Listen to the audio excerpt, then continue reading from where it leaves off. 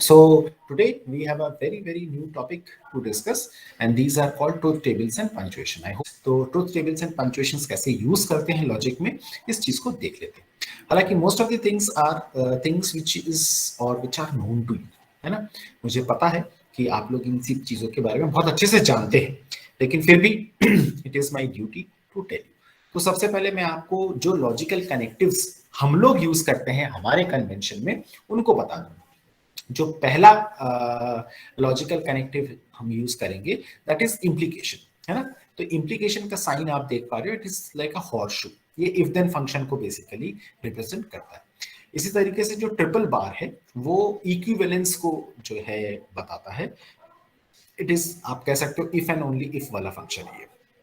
इसी तरीके से जो टिल्डा है ना, टिल्डा या टिल्डे लोग कहते हैं इसको। और इसका एक और टाइप जो होता है, उसमें एक स्ट्रेट लाइन ऊपर जाती है और एक फिर हॉरिजॉन्टल लाइन होती है। तो इस तरीके से भी टिल्डे बनाते हैं।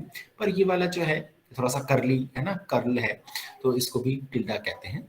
तो ये वाला हम यूज करेंगे, इसको नॉट फंक्शन कहते हैं। इसी तरीके से जो और फंक्शन है उसको वेज या वी या कभी कभार वेल, है ना। वी, वेज, वेल, ये जो वर्ड है ये यूज होता है बेसिकली इस साइन के साथ, और इसको हम कहते हैं और फंक्शन। और जो डॉट फंक्शन है वो होता है बेसिकली एंड फंक्शन। इसको आप उल्टा वी भी बनाते हैं कभी कभार, है ना। तो बहुत सारे बुक्स में जो है आपको, पर जैसे बात सिर्फ कन्वेंशन की, वो ऐसी वाली बात है कि लेफ्ट हैंड साइड में लोग ट्रैवल करते हैं तो लेफ्ट हैंड साइड में ड्राइव करते हैं, कुछ लोग कुछ देशों में राइट हैंड साइड में ड्राइव करते हैं। तो there is nothing sacrosanct about it, लेकिन आपको कंसिस्टेंटली एक ही चीज फॉलो करना है। और इस कोर्स में आपको यही सिंबल्स जो है फॉलो करने हैं, किसी और सिंबल को नहीं फॉलो करना है। इसी तरीके से ट्रू और फॉल्स की जगह पे आप 0 या 1 मत लिखिएगा, है ना। वहां पे ट्रू और फॉल्स ही लिखिएगा, मतलब वो टी या फिर एफ, टी या फिर एफ, है ना। Do not use 0 and 1। Your teacher is having all the rights to deduct marks for it. तो वो डिडक्ट कर देंगे, फिर आप उनके साथ रोते रहिए, लड़ाई करते रहिए, एंड दिस एंड दैट, कोई फायदा नहीं होगा। तो जो कन्वेंशन आपको बताया जा रहा है, उसी कन्वेंशन को इसमें फॉलो करना है। आप रफ वर्क में कुछ भी यूज कीजिए, कोई मना नहीं है, लेकिन जब फेयर वर्क करते हैं तो आपको यही सिंबल्स यूज करने हैं। अच्छा, अब सबसे पहले देखते हैं कि ट्रुथ टेबल ऑफ नेगेशन कैसा बनता है। तो अगर आप देखें कि पी का, अगर आप नेगेशन देखेंगे तो वो नेगेशन ऑफ पी है। तो नेगेशन ऑफ पी जो है वो कैसा बनेगा कि अगर कोई फंक्शन ट्रू है तो उसका नेगेशन उसका ऑपोजिट फंक्शन होता है, तो फॉल्स हो जाएगा। और अगर कोई फंक्शन फॉल्स है या कोई स्टेटमेंट फॉल्स है तो उसका नेगेशन जो है वो ट्रू बन जाएगा। तो ये बहुत सिंपल है, कोई डाउट नहीं है। इसके बाद नेक्स्ट पे आते हैं कंजंक्शन। अब कंजंक्शन में आप अगर देखें तो ट्रुथ टेबल ऐसे बनेगा कि हमने एक फंक्शन लिया P, दूसरा फंक्शन लिया Q, और P एंड Q निकाल रहे हैं। तो P एंड Q में क्या क्या है कि अगर दोनों ट्रू है तो जो आपका P एंड Q है वो भी ट्रू आएगा। बाकी सभी केसेस में, चाहे एक फॉल्स हो चाहे दोनों फॉल्स हो, इन सभी केसेस में जो है आपका जो वो है ट्रुथ टेबल की वैल्यू है वो फॉल्स आती है। इसको आप सीरीज कनेक्शन के थ्रू भी देख सकते हैं। तो सीरीज कनेक्शन में भी अगर आप देखेंगे तो अगर एक भी जगह ओपन है, हम कहते हैं ना ओपन सर्किट और क्लोज सर्किट, तो ओपन होगा तो एक भी जगह ओपन है तो करंट फ्लो नहीं करेगी। तो सिंपल सी बात है कि एक फॉल्स है तो भी आंसर फॉल्स आएगा, दोनों फॉल्स है तो भी आंसर फॉल्स है। सिर्फ और सिर्फ दोनों में ट्रू है तभी ट्रू आएगा। तो मुद्दे की बात क्या है समझने वाली, that a conjunction is true only when both its conjuncts। अब इसमें जो P है, ये जो P है इसको भी कहते हैं conjunct, और ये Q है इसको भी कहेंगे conjunct, है ना। तो P और Q कंजंक्शन में क्या होंगे, conjuncts। तो ये अगर कंजंक्शन का फंक्शन P डॉट Q है तो इसमें P क्या है, कंजंक्ट है, Q क्या है, कंजंक्ट है। तो जब both the conjuncts are true then only the conjunction is true और एल्स फॉल्स। सिंपल सी डेफिनेशन, ठीक है ना। इसी तरीके से अगर हम डिसजंक्शन का फंक्शन देखें तो ये काफी हद तक उसका ऑपोजिट है। ऑपोजिट क्या है, इस केस में कहते हैं if both the disjuncts are false तो फिर the disjunction is false or else true. आप सारे ऊपर के केसेस में देख सकते हैं कि ट्रू है। तो ये जो है ये पैरेलल कनेक्शन वाली बात होती है। पैरेलल कनेक्शन में क्या होता है कि लाइट किसी भी एक जगह से पास हो सकती है, या सर्किट से इलेक्ट्रिसिटी किसी भी एक जगह से पास हो सकती है। तो इसका मतलब क्या होगा कि चाहे अगर एक बंद है लेकिन दूसरा खुला है तो भी पास हो जाएगा, और अगर दोनों बंद है तो भी पास हो जाएगा। अगर दोनों खुले हैं that means both are false, then only it is not going to function. तो ये चीज जो है, ये डिस्टिंक्शन है, ये सारी चीजें आप लोग जानते हैं ऑलरेडी. Implication. Now implication जो है ये सार है लॉजिक का, and this is something and some place where you should spend some time. समझना बहुत जरूरी है. समझना बहुत जरूरी क्या है? समझना ये जरूरी है कि जो पूरा का पूरा implication का टेबल है ना, इफ देन का जो टेबल है, ये आपको बेसिकली लॉजिक बताता है. लॉजिक में क्या बताता है? देखो, इफ द, ये देखो, if both the premises are true, या ऐसे आप मान लीजिए कि अगर ये प्रेमाइसेस हैं और ये कंक्लूजन है, तो आपको सारी सच्चाई पता चल जाएगी. तो फिर लॉजिक क्या बनेगा, वैलिड कौन बनेगा, नहीं बनेगा. मान लेते हैं पी प्रेमाइस है और क्यू कंक्लूजन है. तो अगर प्रेमाइस ट्रू है, कंक्लूजन ट्रू है, तो आर्गुमेंट ट्रू वैलिड आ जाएगा. ये एक फंक्शन है. अगर प्रेमाइस ट्रू है, कंक्लूजन फॉल्स है, तो आर्गुमेंट इनवैलिड आ जाएगा. ये रहा. ठीक है. बाकी दोनों केस में अगर प्रेमाइसेस इनकंसिस्टेंट है, ये देखिए, ये प्रेमाइसेस इनकंसिस्टेंट है, इसका मतलब है कि यहाँ पे कुछ भी हो, इससे कोई मतलब नहीं है. यहाँ पे आपको टोटोलॉजी मिल जाएगी, या फिर इसको आप कहेंगे कि ये ट्रू होगा. इनफैक्ट आप इंप्लीकेशन का टेबल सबसे पहले ऐसे समझ लीजिए कि ट्रू ट्रू में ट्रू होता है, और एक ऐसे कह सकते हैं कि अगर, अब इसमें ये देखिए, ये जो P है इसको कहते हैं एंटीसीडेंट, और Q है इसको कहते हैं कॉन्सिक्वेंट. तो इंप्लीकेशन में ये इंप्लीकेंट्स नहीं होते. P वाला यानी कि जो पहले होता है हॉर्सशू के, उसको कहते हैं एंटीसीडेंट, और Q जो कि बाद में है उसको कहते हैं कॉन्सिक्वेंट. तो कहा जाता है कि a conjunction is true if its consequent is true. पहला केस ये है. और फिर दूसरा केस में बोलते हैं a conjunction is true if its antecedent is false. तो अगर आप देखें ये थर्ड और फोर्थ लाइन, ये एंटीसीडेंट फॉल्स है, तो इस लाइन में कुछ हो चाहे नहीं हो, यहाँ पे क्या है क्या नहीं है इससे कोई मतलब नहीं, आंसर ट्रू आएगा. ये देखो.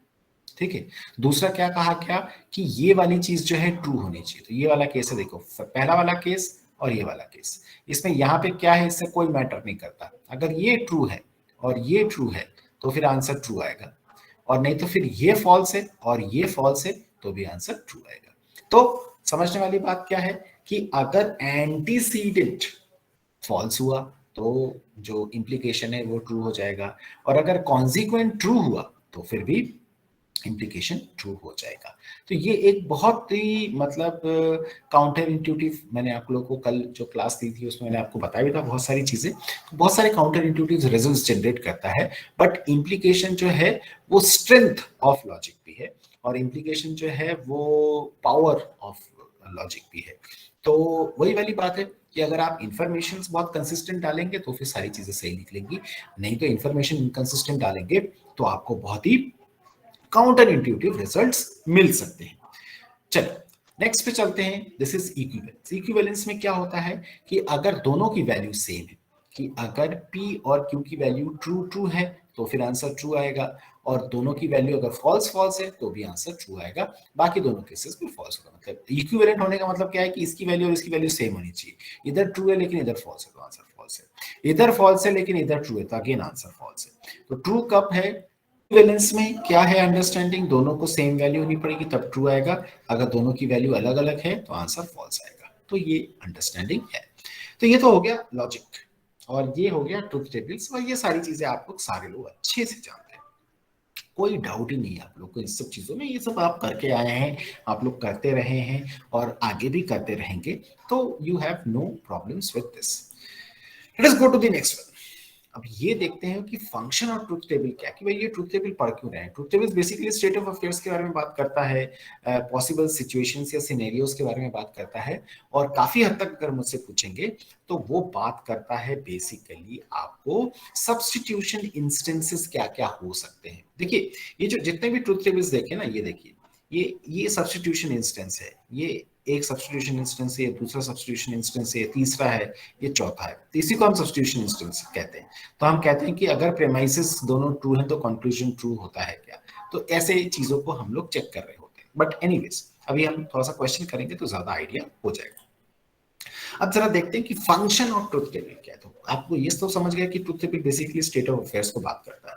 फंक्शन ऑफ ट्रुथ टेबल क्या है? ये एक डिसीजन प्रोसीजर है. डिसीजन प्रोसीजर क्या बताएगा आपको, ये डिसाइड क्या करने में हेल्प करेगा, ट्रूथ या फॉल्सिटी, ऑफ प्रोपोजिशंस, है ना, जैसे कि कोई कॉम्प्लेक्स सा प्रोपोजिशन है P dot Q dot R dot S, तो ये इसकी वैल्यू क्या होगी ये पता कर सकते हो आप, है ना। आप उसका पूरा ट्रूथ टेबल बना सकते हो, उसके बाद उसका वैल्यू पता कर लो। दूसरा, टेस्ट द वैलिडिटी और इनवैलिडिटी ऑफ आर्ग्यूमेंट्स। अगर कोई आर्ग्यूमेंट वैलिड है कि नहीं है, इनवैलिड है कि नहीं है, ये भी चेक कर सकते हो। ट्रूथ टेबल बना के जो है चेक कर सकते हो। हालांकि ट्रूथ टेबल का जो प्रोसीजर है वो बहुत क्यूम्बरसम बन जाता है ना। जब जैसे जैसे ज्यादा वेरिएबल होंगे, जैसे कल मैंने बात की थी या किसी बच्चे ने बताया था कि अगर 6 वेरिएबल्स हैं तो 64, 5 वेरिएबल्स हैं तो 32 लाइंस। अब जस्ट इमेजिन 10 वेरिएबल्स हैं तो, है ना, 10 वेरिएबल्स तो कितना बनेगा, 1024। 2 की पावर 10, 2 की पावर 10, 2 की पावर 10 क्या है, 1024 है कि 1028 है? 1024, 24 है ना। 1024, 1024। तो मतलब कि तो 1024 लाइंस वाली ट्रूथ टेबल, और वो सिर्फ 1024 वाली नहीं बनेगी, वो 1024 बाई समथिंग बनेगा, जो कि आपको बनाना पड़ेगा because you will be having more functions to operate. तो it is going to be cumbersome, very very cumbersome. तो ये जो है प्रूफ एक्सेप्ट नहीं किया जाता, और इनफैक्ट इसको प्रूफ नहीं एक्सेप्ट करने का एक फिलोसॉफिकल रीजन आपको मैं और बता सकता हूँ। Why truth tables are not considered as proofs? Because the ratioinator, जैसे हमने काउंटर एग्जाम्पल में बताया था, जो रेशियोसिनेटर है या जो रीजनर है, he or she may not have been able to find a substitution instance which can make the premises true and the conclusion false, तो argument deemed to be valid हो जाता है। इसी तरीके से ट्रूथ टेबल भी कभी कभार आप बनाते हुए या तो गलती कर सकते हैं, या क्योंकि टेबल इतना बड़ा बन रहा है कि इट इज इम्पॉसिबल, इम्पॉसिबल तो नहीं है वही, एक क्यूम्बरसम हो जाएगा, टाइम कंज्यूमिंग हो जाएगा, तो उसको कभी भी प्रूफ थ्योरी में नहीं लाया गया। तो चलिए अब ट्रुथ टेबल क्या फंक्शन करता है इसको समझने की भी कोशिश करते हैं। सबसे पहले थोड़ा पंचुएशंस को ध्यान दे दें, क्योंकि पंचुएशंस भी बहुत हेल्पफुल है लॉजिक में, या जो लॉजिक हम पढ़ रहे हैं इस सिलेबस में, इस कोर्स में। इसमें जो फर्स्ट ब्रैकेट है ये देख लीजिए, ये वाला फर्स्ट ब्रैकेट है, जिसको आप लोग भी फर्स्ट ब्रैकेट कहते हैं। मैथमेटिक्स में अगर हम लोग पढ़ते हैं तो फर्स्ट ब्रैकेट इसी को कहते हैं। जो थर्ड ब्रैकेट है वो यहाँ पे सेकंड ब्रैकेट बन जाता है, और जो सेकंड ब्रैकेट है, करली ब्रैकेट्स कहते हैं शायद हम लोग इसको, वो थर्ड ब्रैकेट बन जाता है ना। तो इसमें सिर्फ एक ही डिफरेंस है कि पहला ब्रैकेट जो है वो नॉर्मल ब्रैकेट है, इसमें कोई कंफ्यूजन नहीं। सेकंड थर्ड बनेगा, थर्ड सेकंड बनेगा, है ना। तो जो स्क्वायर ब्रैकेट है वो सेकंड ब्रैकेट है, और जो करली ब्रैकेट है वो थर्ड ब्रैकेट है। तो ये चीज थोड़ा सा ध्यान रखिएगा, क्योंकि अगेन क्वेश्चन करने में आपको हो सकता है कि किसी क्वेश्चन को आपको अनएम्बिगुअस या आपको जो है ब्रैकेटिंग करनी पड़े उसकी, है ना, आपको पंक्चुएशन यूज करने पड़े, तो उस पंक्चुएशन करने में ये काफी हेल्पफुल होगा। अब थोड़ा सा क्वेश्चंस की तरफ चलने की कोशिश करते हैं, लेकिन उसके पहले एक रिलेटिव स्ट्रेंथ मैं बता देता हूँ इस कि आप चाहें तो स्क्रीनशॉट भी ले सकते हैं, और ऑब्वियसली वाला वीडियो जब पुट अप हो जाएगा तो ऑब्वियसली वहां पर भी देख सकते हैं। This is the relative strength of connectives. Now what does it mean relative strength of connectives? इसका मतलब ये होता है कि अगर आपको ब्रैकेटिंग करनी पड़े, जैसे हम लोग बचपन में बॉडमस का रूल पढ़ते हैं ना, कभी कोई क्वेश्चन करना है तो पहली किस चीज को ऑपरेट करना है, तो बॉडमस बताते हैं कि पहले ब्रैकेट होगा, फिर ऑफ होगा, फिर डिवीजन होगा, मल्टीप्लिकेशन, एडिशन, सब्सट्रैक्शन, इस तरह से पढ़ते हैं। इसी तरीके से ये भी देखो आप, 5 चीजें हैं, और ये 5 चीजें क्या है, नेगेशन, फिर एंड, फिर और, फिर इम्प्लीकेशन, और उसके बाद इक्विवेलेंस। तो इसी तरीके से जो है ब्रैकेटिंग करते हैं किसी भी क्वेश्चन को। अगर वो क्वेश्चन में पहले से ब्रैकेट नहीं करके दिया है, अगर क्वेश्चन में पहले से ब्रैकेट करके दिया है तो बात अलग है, वो बात अलग है। लेकिन अगर ब्रैकेट करके नहीं दिया है और आपको बोला है कि फाइंड करो इसकी वैल्यू, तो आप कैसे फाइंड करो? जैसे ये वाले एक्सप्रेशन है, देखो आप तीनों के तीनों जो है P इंप्लाइज P है, तो इसको कैसे ब्रैकेट करोगे? जरा देखो, ये राइट हैंड साइड में जो दोनों ऑप्शंस दिए हैं, इसमें से आपको कौन सा आंसर सही लगता है? जैसे कि आपको जो है ये लेफ्ट वाला दिया है, ये वाला दिया, बोला कि P इंप्लाइज P दिया है, आपको बोला कि इसमें ब्रैकेटिंग करो प्रॉपर तरीके से, या as per conventions introduced to you in this course. तो आपको क्या करना है, सबसे पहले लेफ्ट के दोनों साइड पे, क्योंकि देखिए इसका और इसका रिलेटिव स्ट्रेंथ सेम है। अभी रिलेटिव स्ट्रेंथ जब सेम नहीं होगा तो उसकी ब्रैकेटिंग करके देखते हैं, बट अभी फॉर द टाइमिंग बता रहा हूं कि इसका यानी कि आपका ये वाला इंप्लीकेशन और ये वाला इंप्लीकेशन दोनों का रिलेटिव स्ट्रेंथ सेम है।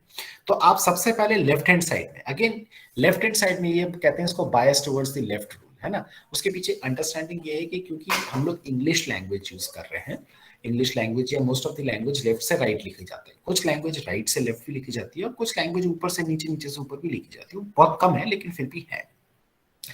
तो जब भाषा जिस तरीके से बोली जाती है उसी तरीके से उसका इम्प्लीकेशंस आता है, उसी तरीके से उसकी ब्रैकेटिंग भी होती है। तो इसमें भी जो है आप हमेशा कोशिश करते हैं कि पहला काम लेफ्ट से स्टार्ट करेंगे, ठीक है ना। तो आपको देखिए, आप ब्रैकेट जो है यहां भी पुट कर सकते हैं क्योंकि ये भी इम्प्लीकेशन है, और यहां भी पुट कर सकते थे पहला वाला क्योंकि ये भी इम्प्लीकेशन है। लेकिन क्योंकि हम लेफ्ट हैंड साइड वाला रूल फॉलो करते हैं because of English language, not because that कि हम ब्रिटिशर्स हैं तो उसमें लेफ्ट हैंड साइड चलते हैं ना, ये कोई भी यूज करेगा। जो दूसरे देश के लोग जो हैं, जो भी इंग्लिश या और कोई लैंग्वेज यूज करते हैं, वो लेफ्ट टू राइट ही लिखते हैं। Now since they are writing left to right, तो उनका जो पूरा का पूरा अंडरस्टैंडिंग है वो भी इसी तरीके से रहता है लॉजिक में। तो आपको क्या करना है, आपको पहले लेफ्ट वाला ब्रैकेट यूज करना है, तो दिस, और उसके बाद जो है बड़ा ब्रैकेट से क्लोज कर देना है। तो आपका जो है ये पहले ऑपरेट होगा, उसके बाद इसमें जो आंसर आएगा उसका इसके साथ ऑपरेशन होगा। जरा देखो तो अगर हम इस तरीके से ब्रैकेटिंग करेंगे तो आंसर में कोई डिफरेंस आएगा क्या दोनों में? इसमें सबसे पहले अच्छा एक चीज और बता दो, what is the notion of main connective. देखिए, इस वाले में, सेकंड वाले में जो मेन कनेक्टिव है वो ये वाला है, और थर्ड वाले में जो है मेन कनेक्टिव वो ये वाला है। मेन कनेक्टिव का क्या मतलब होता है, that connective which is operated at the end. तो अगर आपसे कोई पूछेगा कि भैया बताओ इसका आंसर क्या है, तो इस लाइन के नीचे जो भी आंसर आएगा वो आएगा आंसर। और अगर इसमें पूछे कि आंसर इसका मेन कनेक्टिव क्या है या इसका आंसर क्या है, तो इस लाइन के नीचे जो भी आंसर आएगा वो आएगा। तो बहुत सारे लोग कंफ्यूज हो जाते हैं कि इसको कैसे ऑपरेट करेंगे। तो मैं आपको थोड़ा सा दिखा दूं कि इसको कैसे ऑपरेट करेंगे। सपोज हमने एक वर्ड फाइल लिया, हमारे पास P है और हमारे पास P, मैं इम्प्लाइज कॉपी कर लेता हूं यहां से, control C, okay. P implies P है और हमारे पास P implies P implies P है, ठीक है ना। अच्छा, अब हम सबसे पहले देखते हैं कि वैल्यूज कैसे पुट अप करेंगे। तो हमें इतनी वैल्यूज की जरूरत भी नहीं है, हमें इनफैक्ट P है तो हमें सिर्फ 2 ही चाहिए। मैं इसको डिलीट ही कर देता हूँ, बैकस्पेस कर देता हूँ। ओके, तो अगर P की वैल्यू ट्रू है तो दूसरे P की वैल्यू फॉल्स ले लेते हैं। अब P इम्प्लाइज P, तो ट्रू इम्प्लाइज ट्रू क्या होगा, ट्रू होगा, और ट्रू इम्प्लाइज नहीं, फॉल्स इम्प्लाइज फॉल्स क्या होगा, ये भी ट्रू होगा, है ना। आप समझ पा रहे हो, ये इसमें कोई कंफ्यूजन तो नहीं है? कोई कंफ्यूजन है किसी को? You get the point, P implies P, ये ट्रू और ये ट्रू कैसे आया? क्योंकि अगर मैं इसको सपोज ऐसे करके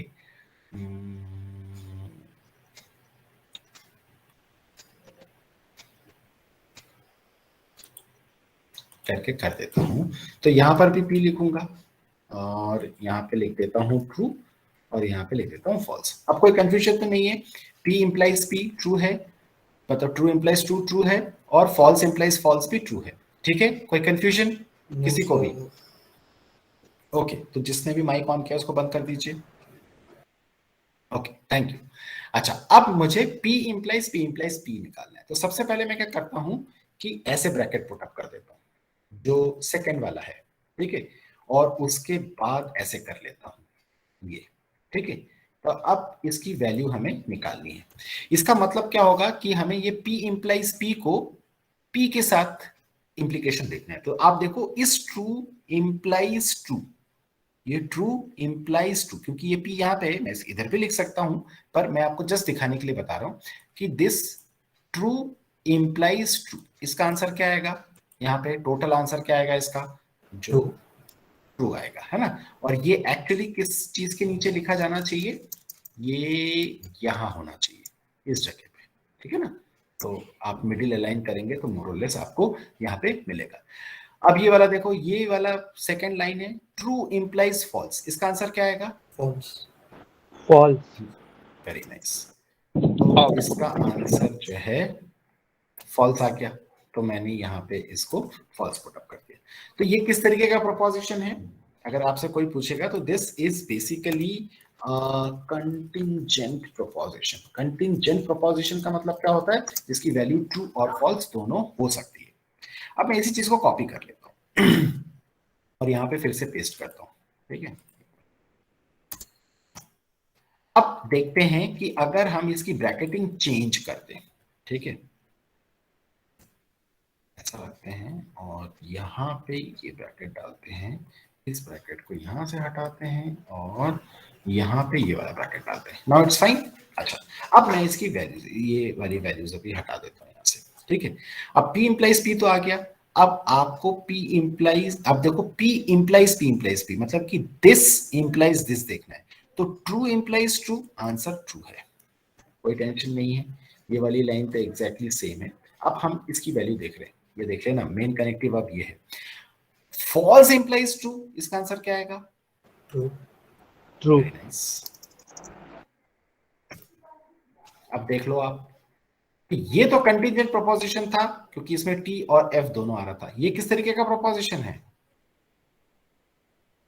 किस तरीके का है भाई, भूल गए? Very nice. तो टॉटोलॉजी आप अब देख पा, वेरी नाइस। तो अब आप देख पा रहे हैं कि एक छोटा सा ब्रैकेट इधर उधर कर दिया आपने, तो उससे कितना बवाल मच गया ना। ये जो नीचे इधर वाला था, ये तो कंटीजेंट प्रोपोजिशन था, लेकिन इसके नीचे वाला जो है ये टोटोलॉजी बन गया, जस्ट आपकी ब्रैकेटिंग की पोजीशन को चेंज करके, जबकि पूरा का पूरा वैल्यू सेम है। आप देख पा रहे हो। तो bracketing is going to be very important, punctuations are going to be very important. ऐसे भी आप लोग जानते हैं कि रोको मत जाने दो और रोको मत जाने दो, सारे के सारे वर्ड सेम है, लेकिन कॉमा अगर आगे पीछे लगा तो मीनिंग चेंज हो जाता है ना, एक का मीनिंग दूसरे के ऑपोजिट होता है। तो bracketing is going to be very important. This operations are going to be very important. क्यों? क्योंकि उससे वैल्यूज चेंज हो सकती हैं, जरूरी नहीं है कि हमेशा ही होंगी, लेकिन हो सकती हैं, और इसलिए लॉजिक आपको ये अनुमति नहीं देता है कि आप जो है ब्रैकेटिंग के साथ इधर उधर करें। तो you have to be very pin point accurate with the bracketing and so on. तो क्या करना पड़ेगा आपको? अगर आपको क्वेश्चन में ब्रैकेटिंग नहीं दी गई थी तो आपको ये वाला करना था, है ना, this was our answer rather than this one. लेकिन अगर आपने ब्रैकेटिंग चेंज कर दी होती तो आपको टोटोलॉजी मिल जाता, जबकि हमने जो बोला था वो कंटीजेंट प्रोपोजिशन बोला था, क्योंकि ऑलरेडी पहले से ब्रैकेटेड प्रोवाइड नहीं थे।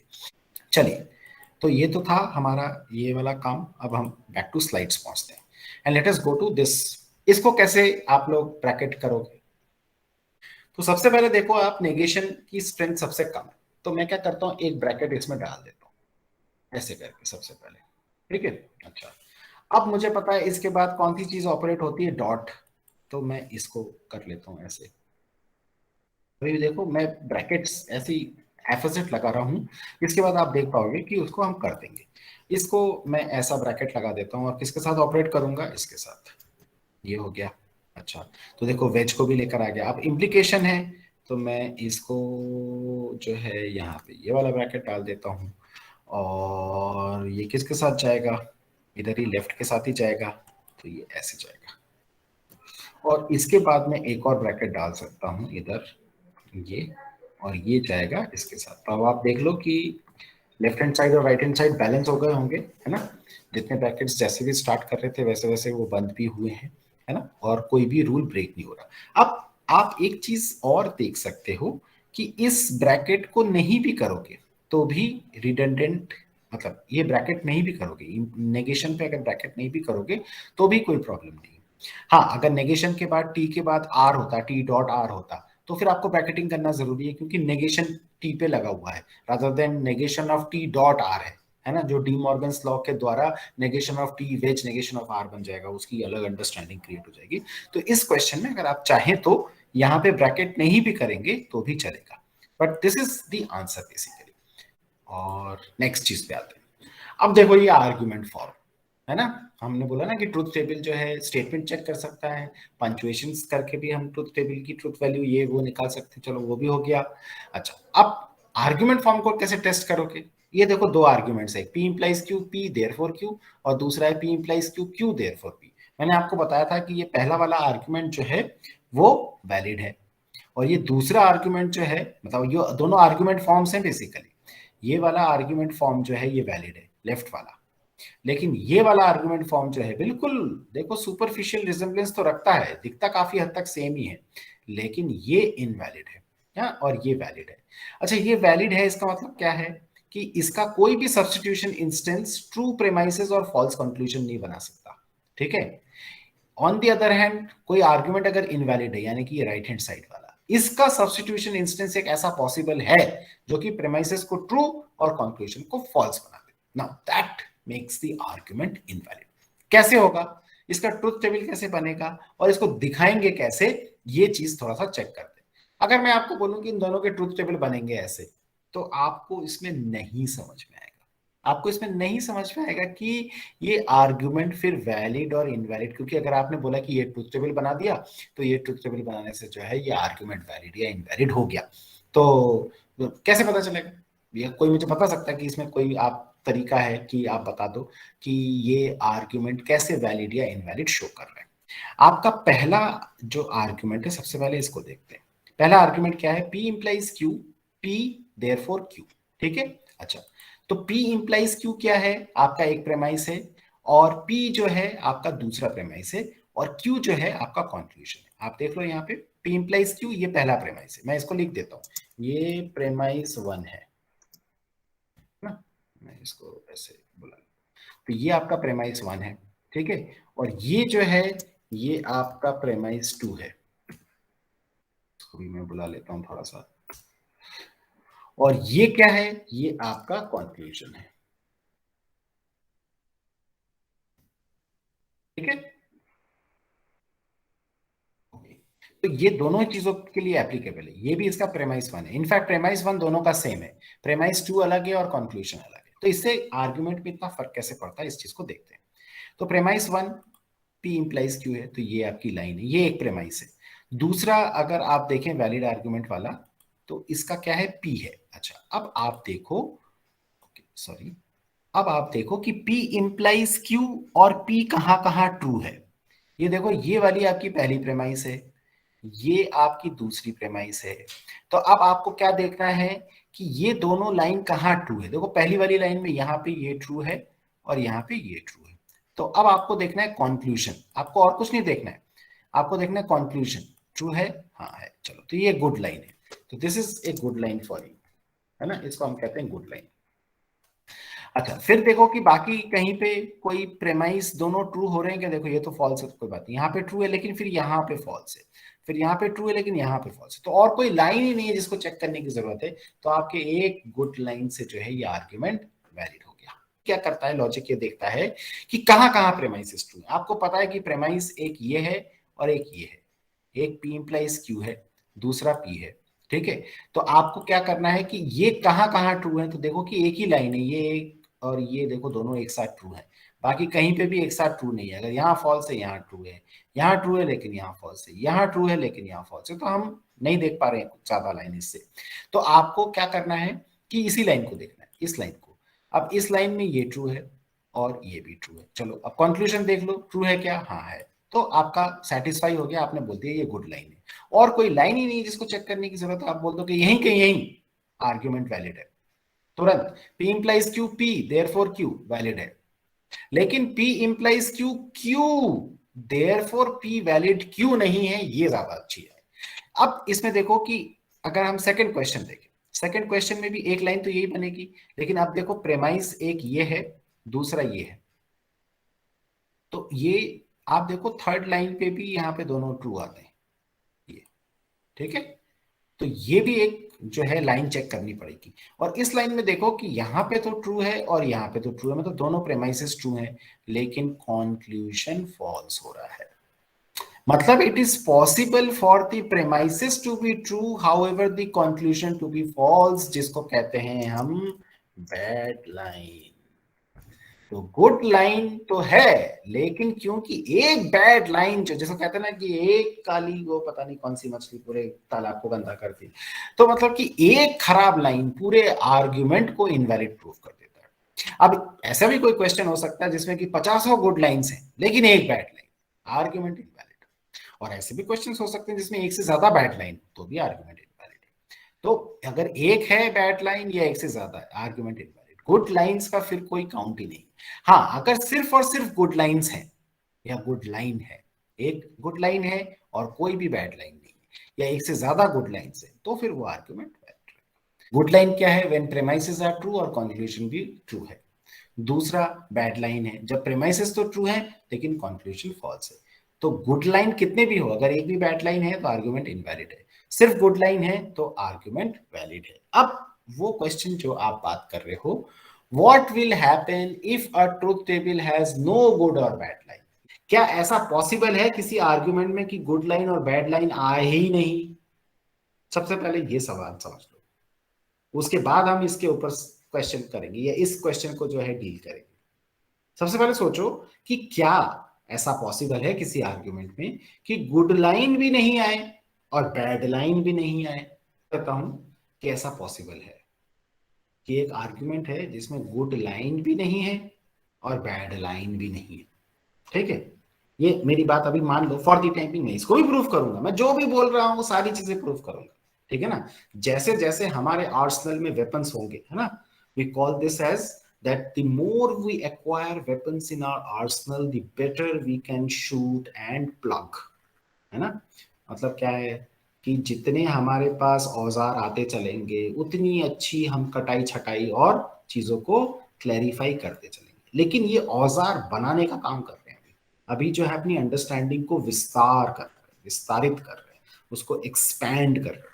जब ये अंडरस्टैंडिंग और एक्सपैंड हो जाएगी, थोड़े से टूल्स और आ जाएंगे, फिर थोड़ी सी और हो जाएगी, फिर थोड़े से टूल्स और हो जाएंगे। तो ये जितनी उल झुलूल की बातें आपको लग रही है, या ये जो कल मैंने बोला कि कंफ्यूज करना मेरा ऑब्जेक्टिव है, ये सारा कंफ्यूजन दूर हो जाएगा, सारा का सारा कंफ्यूजन दूर हो जाएगा। Nobody, no answer, strange but true.